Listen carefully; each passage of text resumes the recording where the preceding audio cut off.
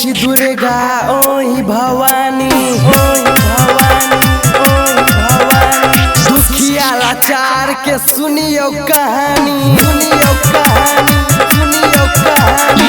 ओही छी दुर्गा ओही भवानी, दुखिया लाचार के सुनियो कहानी।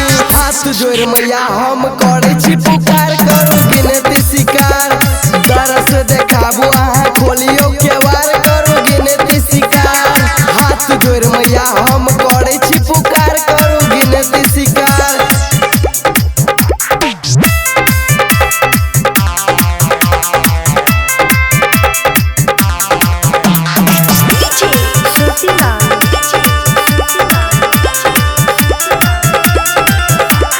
दुनिया में केकरो नहीं होई छै आशा, होई छै आशा, होई छै आशा।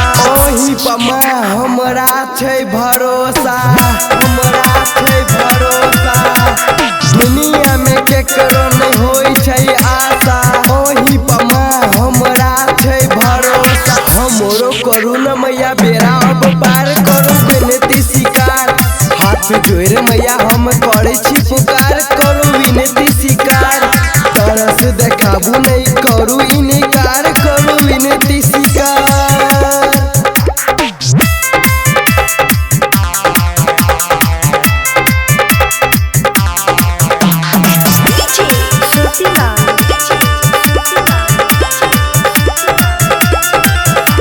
जग के रचयिता मैया ओही छी दानी, ओही छी दानी, ओही छी दानी। सुनियो न हमर दुख के कहानी, दुख के कहानी, दुख के कहानी। जग के रचयिता मैया ओही छी दानी, सुनियो न हमर दुख के कहानी।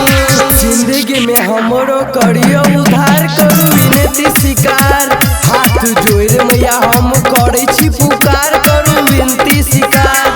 तरस देखाबू नहीं करू इनकार, करू विनती शिकार, करू विनती शिकार।